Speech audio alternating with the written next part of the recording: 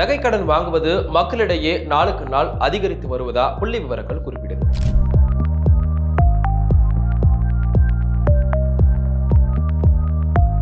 வங்கிகள் நகையை அடமானமா வாங்கி அதுக்கு ஈடா கடனை கொடுக்கறாங்க. அதனால இதுல வங்கிக்கு எந்த ஒரு ரிஸ்க்கும் கிடையாது. உடனடியா கடன் தொகையும் கிடைச்சிரும்.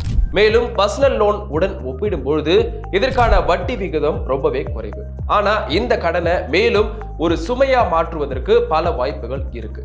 நகை கடனுக்கான வட்டி விகிதம் என்பது 9% இருந்து 20% வரைக்கும் இருக்கு. ஆரம்பத்துல இது விலை மலிவானதா இருந்தாலும் தொடர்ந்து உங்களுடைய நகை கடனை நீங்க புதுப்பித்துக் கொண்டே வரும்போது அதற்கான வட்டி வளர ஆரம்பிக்குது.